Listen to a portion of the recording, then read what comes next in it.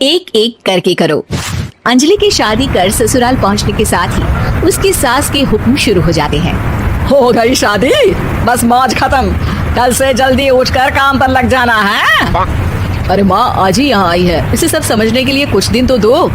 मेरे और बहू के बीच की बात है, तू घर के मामले में ना बोलियो। इस पर जतिन वहाँ से अपने कमरे में चला जाता है और सास अंजलि को काम की लिस्ट सुनाने लगती है। सुबह पहले घर की सफाई करनी है, फिर कपड़े धोने हैं, साथ में खाना भी बनाना है। एक की वजह से दूसरा काम रुकना नहीं चाहिए है। जी मम्मी जी ठीक है। ये कहकर अंजलि अपने कमरे में चली जाती है। अंजलि, मम्मी हमेशा बोलती थी बहू आएगी तो उनका काम हल्का होगा, पर मुझे नहीं पता था कि वो काम हल्का करने की जगह टाल ही देंगी। कुछ नहीं होता, ये सब मैं अपने घर में भी तो करती थी, मुझे आदत है, कोई दिक्कत नहीं होगी। ठीक है, पर अगर कुछ हो तो बता देना। दोनों सो जाते हैं और अगली सुबह से अंजलि जल्दी उठ के सास के बताए कामों में जुट जाती है, जिसमें वो जैसे ही कपड़े धोने लगती है तो सास वहाँ आ जाती है। अरे सुनो, ये कपड़े ऐसे नहीं धुलेंगे, सबको डिवाइड कर फिर एक एक करके अलग अलग धोने हैं। क्या एक एक कपड़ा अलग करके? एक बार में सुनाई नहीं देता क्या? वही बोला है मैंने, लग जाओ काम पर हैं? सास की बात मानते हुए अंजलि एक एक करके कपड़े धोना शुरू करती है, जिसे करते हुए आधा दिन बीत जाता है। अरे रे, सुबह से कब दोपहर होगी पता ही नहीं चला, अभी तो खाना भी बनाना है। अंजलि भागते हुए रसोई में जाती है, जहाँ उसकी सास पहले से ही उसे खड़ी मिलती है। खाना बना लेना, देखो पहले पकोड़े तल दो और एक एक पकोड़े अलग अलग तलना, नहीं तो कोई कच्चा कोई पक्का रह जाता है। सास की हर बात में एक एक की कहानी अंजलि के समझ में नहीं आती, लेकिन फिर भी वो बिना कुछ बोले काम करती रहती है। अगली सुबह फिर वही शुरू होता है और सास एक बार फिर खाने के समय रसोई में आती है। आज क्या बन रहा है? वो जतिन ने भिंडी की सब्जी, रोटी और धनिया की चटनी बोली है, इसलिए वही बना रही हूँ। अरे वाह जी वाह, बढ़िया है।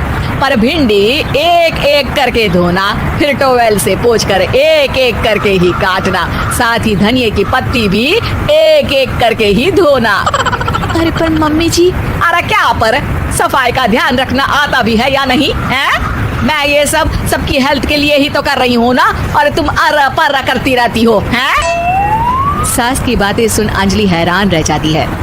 मैं तो सिर्फ सोचती थी कि जानबूझकर मेरा काम बढ़ाने के लिए ये सब करती हैं, पर ये तो काम बढ़ाने के साथ परेशान भी करना चाहती हैं। मैंने इनकी कौन सी बहस खोल दी जो इतनी दुश्मनी निकाल रही हैं? अब क्या करूं? अब अंजलि सास की बातों और हरकतों के बीच फंस जाती है। काम के लिए मना भी नहीं कर सकती, नहीं तो जाने कौन सा ड्रामा खड़ा कर दे। पर अंजलि, तुझे कुछ तो करना पड़ेगा।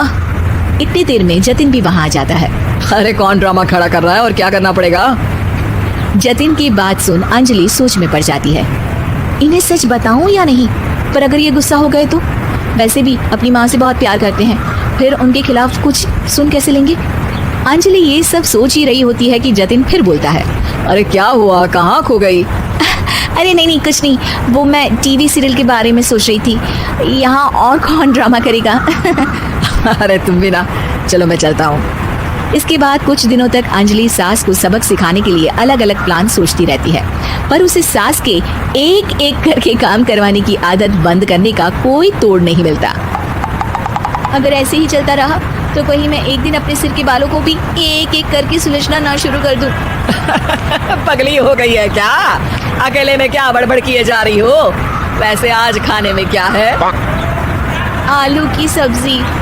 तो फिर आलू को अच्छे से काट कर उसके कटे हुए कपड़ों को एक एक करके ही धोना है। बिल्कुल, इसे कैसे भूल सकती हूँ, मेरे जी का जंजाल। अरे बातें कम काम ज्यादा है।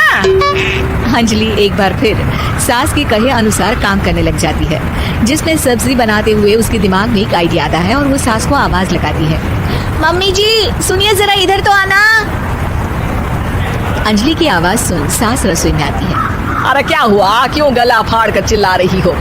कुछ नहीं, वो सुबह कपड़े धोने की जल्दी में नहाई नहीं थी और अब शाम की पूजा भी करनी है, तो आप जरा सब्जी देख लीजिए ना, तब तक मैं नहा कर आती हूँ। अंजलि सास को रसोई में छोड़कर नहाने चली जाती है। इसी तरह देखते देखते 4 घंटे बीत जाते हैं, लेकिन अंजलि बाथरूम से बाहर ही नहीं निकलती, जिसे देख सास उसे आवाज लगाती है। अरे बाथरूम में ही समाधि लगा ली क्या? यहाँ सब्जी बनकर ठंडी भी हो गई और अभी तक तेरा नहाना खत्म नहीं हुआ। मम्मी जी, जैसे आप कहती हैं ना, मैं वैसे ही एक एक करके अपने बाल शैम्पू कर रही हूँ। तो अभी 3 घंटे और लगेंगे, तब तक काम और जतीन को खाना सर्व करना आप संभाल लेना। इस तरह अपने नहले पर बहू का दहला देख सास शॉक्ड रह जाती है, जिसके बाद से घर में एक एक करके करने का आलाप बंद हो जाता है।